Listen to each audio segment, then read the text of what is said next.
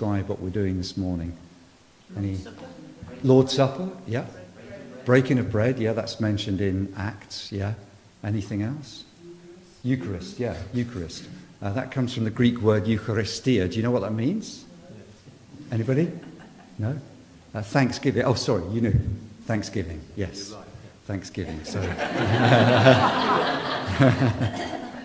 Thank you.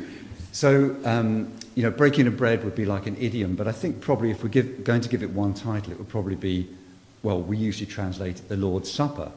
How many times do you think that phrase occurs in the Bible, the Lord's Supper? Once. Just once. It's in 1 Corinthians 11, verse 20. And the word used there in Greek, you can tell I like words, is deipnon. And actually, a better translation than supper would be main meal of the day, or dinner. So all of that, by way of introduction, is to say a better title for what we're doing is the Lord's dinner, or the Lord's meal. And in its original context, it would have been a meal.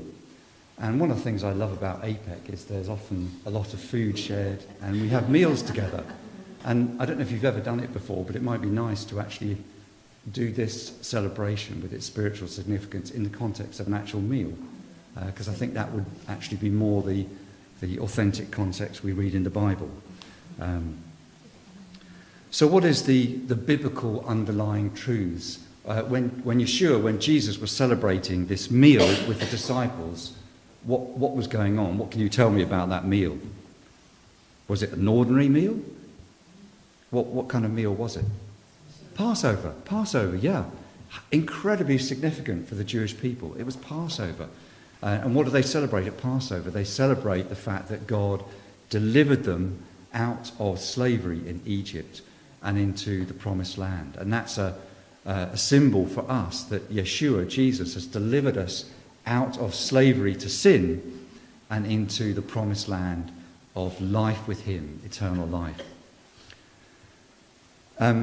Now, in the Passover meal, dinner, that Yeshua, Jesus, celebrated with his disciples, he said that something new was going on, because they'd celebrated Passover many times before. But this was really special. Something new was happening. Can you remember what he said was new? I'll give you a clue. This cup, Luke 22:20, that is poured out for you is the new covenant. Yes, you did know it. The new covenant in my blood. Okay, well, let's think about that for a minute. What does the Bible tell us about this new covenant? So if you've got a Bible, I'd like you to open if you can, but if not, I can just read Jeremiah 31 to 33 is what we're going to read. 34, actually. Jeremiah 31. So it's quite easy to remember. The only place, amazing, this incredible thing that Yeshua, Jesus, was going to do, this new covenant, is only mentioned once in the entire Hebrew Scriptures, Jeremiah 31:31. It's a really important verse to remember and understand, because something incredibly profound is going on. Let's hear what God said through the prophet Yirmiyahu, that's his Hebrew name, Jeremiah.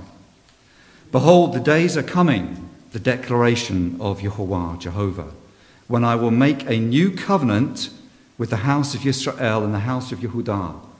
So this covenant is going to be with the Israeli people, with the Jewish people, not like the covenant that I made with their fathers on the day when I took them by the hand to bring them out of the land of Egypt. See there? So the context is Passover. So God was saying, beforehand, I took the Jewish people out of slavery at the time of Passover and made a covenant with them. My covenant that they broke, though I was their husband, the declaration of Yehovah. Now that is the key word we have here. God is speaking of a marriage covenant. He, Almighty God, was going to be a husband to his people. So the new covenant is about a marriage. Did you realize that? Did you ever think of it in those terms? For this is the covenant that I will make with the house of Israel after those days, the declaration of Jehovah. I will put my Torah, my teaching, my instructions, we usually translate it law, but it's better translated teachings, instructions. I'll put my teachings within them. I'll write it on their minds, on their hearts. And I will be their God, and they shall be my people. God was saving a people for himself, to take to himself, to join to himself, like a husband and a wife in marriage. And carrying on, and no longer shall each one teach his neighbour and each his brother, saying, Know Yehovah. Now actually, underlying that Hebrew word, yada, to know, is the idea of engage, and I think that's a much more helpful word. They no longer say, you ought to engage with Yehovah, for they will all engage with me. Not just knowing intellectually, but fully engaging with God. From the least of them to the greatest, the declaration of Yehovah. For I will forgive their iniquity, and I will remember their sin no more. So, the deeper underlying context of what we're doing here today is Passover, and under that is a marriage covenant. Almighty God wants to be married to his people. Apparently, in a first century Galilean wedding,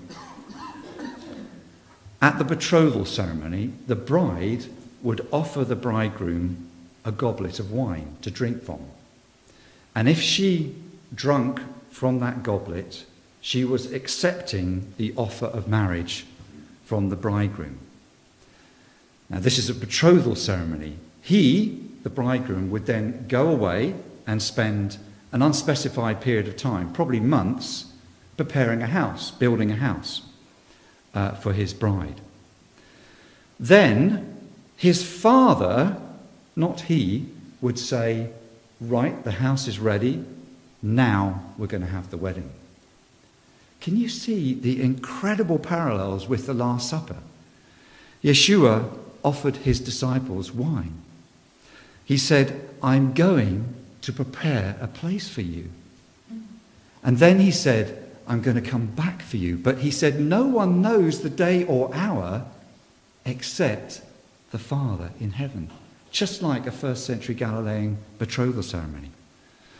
So this is incredibly significant what we do here when we have communion or the Lord's dinner. We are effectively saying to God, yes, I want to be married to you. Or we as a people want to be married to you. We're accepting his offer of marriage. We look back to all that Yeshua Jesus did for us. He was the Passover lamb. And we look for the glorious day when he will return to take us to the place he's prepared for us so that we can be with him forever. It's no accident that Revelation uses the symbol of marriage. Revelation 19, let us rejoice and exult and give him, God, the glory, for the marriage of the Lamb has come, and his bride has made herself ready. Who's his bride? Us. Us. It was granted her, the bride, us, to clothe herself with fine linen and bright and pure, for the fine linen is the righteous deeds of the saints. And the angel said to me, this is John in Revelation, write this, blessed are those who are invited to the marriage supper of the Lamb. And he said to me, these are the true words of God. So in a moment we're going to enjoy communion, breaking of bread, Eucharistia, giving thanks, the Lord's dinner together. But first of all, we're going to sing a song, As We Are Gathered, Jesus, Yeshua is here. Where is Jesus right now? He's in heaven. He's bodily in heaven. He was raised from the dead. He is bodily in heaven at the right hand of God. So when we say Yeshua is here, what do we mean? He's here by his Spirit. The Spirit of God is with us and in us if we're born again and we love the Lord. So by his Spirit, as we're gathered, Yeshua is here. Let's sing together.